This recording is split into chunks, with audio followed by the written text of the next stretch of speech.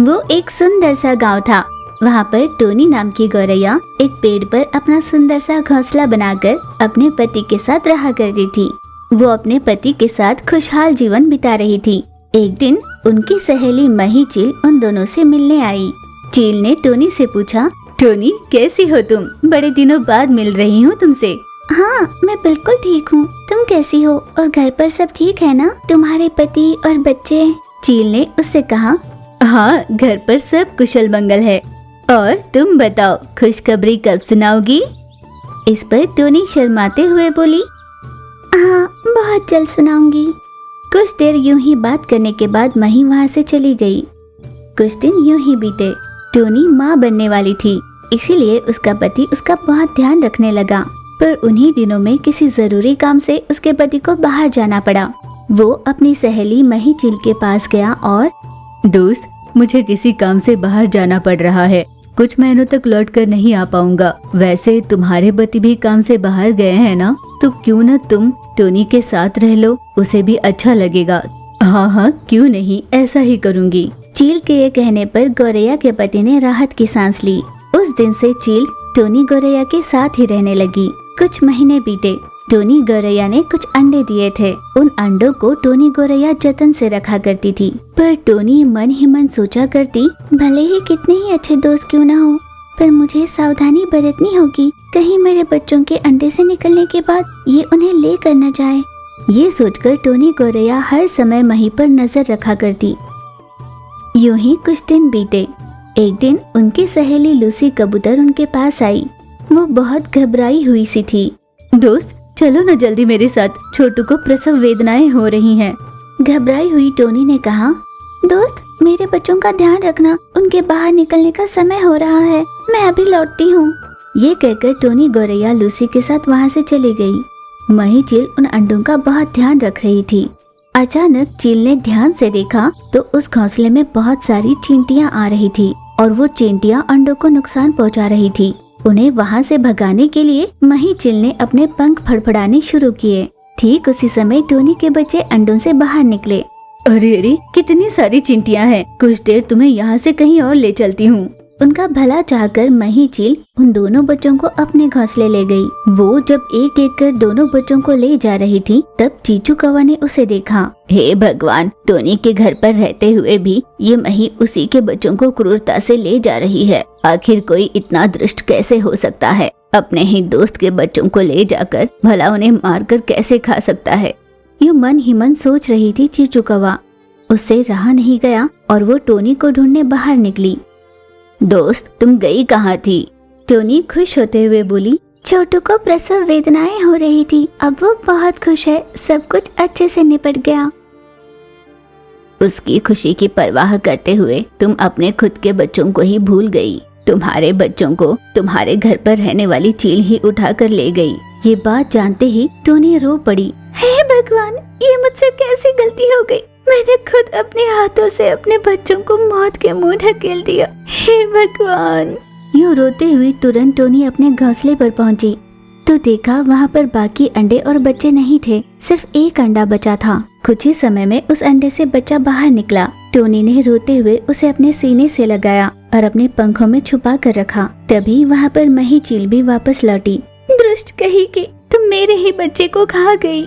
तुम्हें यहाँ रखना मेरी गलती थी, तुम्हें मर जाना चाहिए। यूं मन मानी उसे कहे जा रही थी।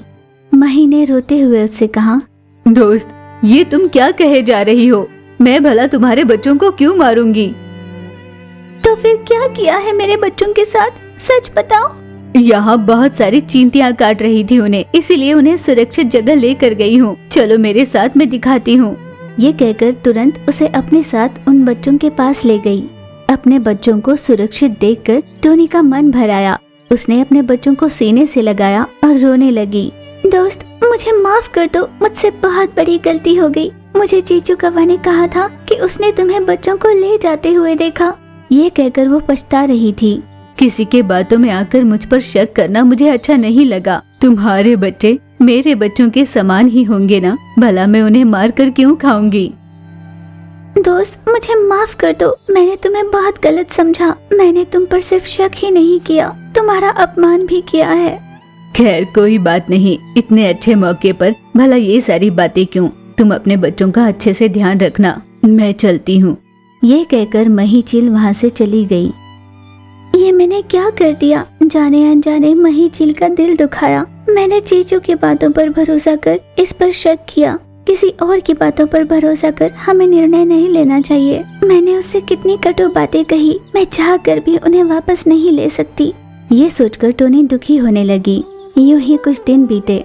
बीती बातों को भूलकर मही टोनी से मिलने आई। तभी चीचू भी वहाँ पर आई और उसने कहा, मुझसे उस दिन बहुत बड़ी गलतफहमी हो गई थी। यही बात मैंने टोनी से कही और उसने तुम्हारा अपमान किया, मुझे माफ कर दो। मैं उस बात को बहुत पहले भूल चुकी हूँ। तुम दोनों अब भी उसे ही याद कर रहे हो।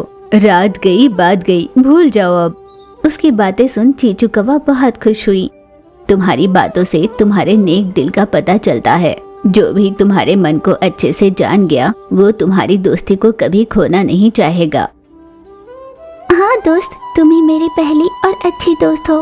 मैं ये सोचकर दुखी हूँ कि मेरे पति से पहले मैंने तुमसे दोस्ती क्यों नहीं की। इस पर मही चील ने कहा, हाँ तो अब भी देर कहाँ हुई है। अब से हमेशा के लिए हम अच्छे दोस्त बने रहेंगे।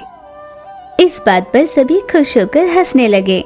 मही नाम की चील मार्केट में सब्जियां बेच रही थी। आइए दीदी आइए, ताजा ताजा सब्जी लीजिए, हमारे पास एकदम ताजा माल होता है, ताजा। इतने में वहाँ पर चीचू कौवा और टोनी गौरैया आए। टोनी गौरैया ने मही से पूछा, टमाटर कैसे दिए? टमाटर का दाम तो बहुत ज्यादा है, बहुत महंगा हो गया है, पूरे 80 रुपए किलो है। अरे बहन जी, हम टमाटर का दाम पूछ रहे हैं, सोने का नहीं। ये सही नहीं, इसीलिए हम आपके पास आते ही नहीं। दीदी कहीं भी जाओ टमाटर का यही दाम है, आप जाकर पूछ लो। जब मही और चीचू कौवा एक दूसरे से बहस कर रहे थे तब टोनी गौरैया ने अपनी लाई हुई थैली में धीरे धीरे टमाटर चुराकर भर रही थी। फिर उससे गुस्सा होते हुए बोली, बस ये तो झगड़ा करने पे उतर आती है, चलो चलो यहाँ से चले जाते हैं। यूं वो दोनों हर दूसरे दिन सब्जी वाली के पास जाते और सब्जियाँ चुराकर घर ले जाया करते। एक दिन हर बार की तरह वे दोनों वहाँ पर आए और सब्जियाँ चुराकर घर चले गए। उनकी इस हरकत से मही चील को हमेशा नुकसान ही हुआ करता। वो बहुत दुखी होकर खुद से कहने लगी, दिन भर में आने वाले इतने सभी पक्षियों में ना जाने कौन भला है और कौन बुरा, पर कोई तो है जो चोरी कर रहा है। बड़ी मुश्किल से सब्जियां लाने के बाद अगर कोई इस तरह चुराता रहा तो मेरा क्या होगा। वैसे ही मेरा बहुत नुकसान हो चुका है। यूं बहुत दुखी होकर वो रोने लगी। तभी वहाँ पर छोटू तोता आई। क्या हुआ दोस्त, इतनी उदास क्यों लग रही हो? बात क्या है? क्या कहूँ दोस्त, इन सब्जियों का व्यापार कर रही हूँ। सब्जियाँ बहुत महंगी हो गई है, फिर भी कर्ज के पैसों से मैं सब्जियाँ लाकर जैसे तैसे गुजारा करने के लिए उन्हें बेच रही हूँ। पर ना जाने कोई हमेशा मेरी सब्जियाँ चुरा कर ले जाता है। एक तरफ बच्चों की पढ़ाई, घर का किराया, बिना मर्द के सहारे से बड़ी मुश्किल से मैं अपना घर चला रही हूँ। यूं रोकर चील ने अपना दुखड़ा सुनाया। इतने में वहाँ पर चीचू कौवा और टोनी गौरैया आए। कम से कम आज सब्जियाँ ले जाओगे या फिर से मुझसे झगड़ कर ही चले जाओगे? तुम अगर कम दाम में सब्जियाँ दोगी तो तुम्हारे पास ही खरीदेंगे, वरना किसी और के पास ले लेंगे। ले लो, कम दाम में ही बेचूंगी। टमाटर 85 रुपए किलो, प्याज 90 के ले लो। बाकी सारी सब्जियों के 1 किलो का दाम 59 रुपया। बाप रे, इतना महंगा, हमें नहीं चाहिए सब्जियाँ। यूं बातों में उलझाकर हमेशा की तरह सब्जियाँ चुराकर चले गए। मही ने बड़े गुस्से से कहा, ना जाने ये दोनों आते क्यों हैं और जाते क्यों हैं। अरे ओ भोली, मैं समझ गई वो दोनों यहाँ क्यों आते हैं। मैं तुम्हें इन दोनों के बारे में ही तो बताने आई थी। तुम्हें बातों में फंसाकर सब्जियाँ चुराते हुए मैंने देखा था इन दोनों को। इसी बात के लिए तुम्हें आगाह करने आई थी, पर तुम्हें रोते हुए देखकर भूल गई बताना। उसकी बात सुनकर मही ने कहा, इतने चालाक है दोनों, अभी उनकी खबर लेती हूँ। ये कहकर चील तुरंत उड़ती हुई उन दोनों के घर जाने के लिए निकली। दोस्त, उस मही को इस तरह हर बार धोखा देना मुझे अच्छा नहीं लगता। अब तक हमने जितनी सब्जियां उससे चुराई है उन सबको मिलाकर 35,000 इकट्ठे हुए हैं और आज की सब्जियां मिलाकर पूरे 35,200 रुपए। इतने सारे हम उसे वापस कैसे लौटाएंगे? तुम आज के पैसे भी किताब में लिख कर रख दो। जैसे ही हमारे पास पैसे आएंगे माफी मांगकर उसके पैसे लौटा देंगे। मही ने उन दोनों की बातें सुन ली। ये तुम दोनों क्या बातें कर रहे हो? मेरे पास चुराए सब्जियों के पैसे तुम दोनों मुझे वापस लौटाना चाहते हो? मैंने तुम जैसे चोर तो कहीं नहीं देखे। मही को अचानक वहाँ पर देखकर उन दोनों ने कहा, दोस्त हमें माफ कर दो, हम चोर नहीं है। हमारे घर के हालात ही कुछ ऐसे बन गए थे। वो वहाँ देखो, हमारे बच्चे बीमार है और वहाँ हमारे पति वो भी बीमार है। घर चलाना हम दोनों से बहुत मुश्किल हो रहा था। दवाइयों के लिए और खाने पीने के भी लाले पड़ गए थे।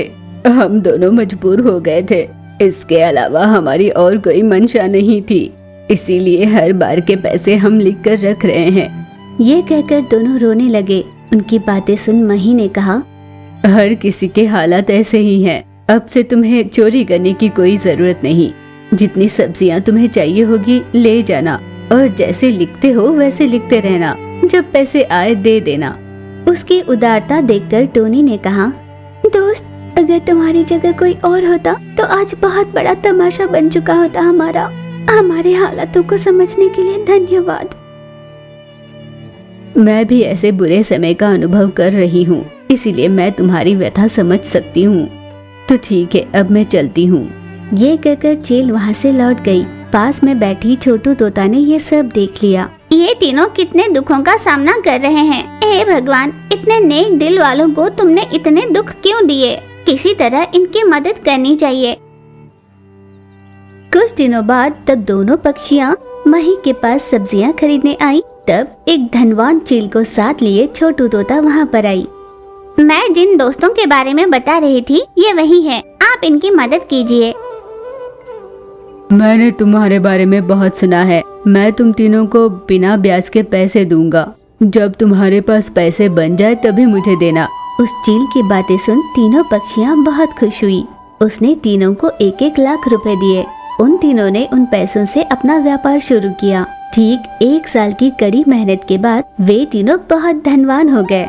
भगवान ने उनकी सुन ली थी। तीनों ने खूब पैसे कमाए और ब्याज के साथ चील को पैसे वापस लौटा दिए। आपका बहुत धन्यवाद। अगर तब आपने हमारी मदद नहीं की होती तो हमारी मुश्किलें कम नहीं होती। आज हम जो भी है वो आपकी वजह से ही है। आज हमारी जिंदगी बदल गई है। ये सब आपकी वजह से हुआ है। इन सब का कारण बने छोटू तोता से उन्होंने कहा, हमारे हालातों को जानकर हमारी मदद करने के लिए तुमने अपने कदम आगे बढ़ाए। तुम्हारा बहुत बहुत धन्यवाद दोस्त। यूँ उसका आभार मानते हुए छोटू तोता को भी उन्होंने कुछ पैसे दिए।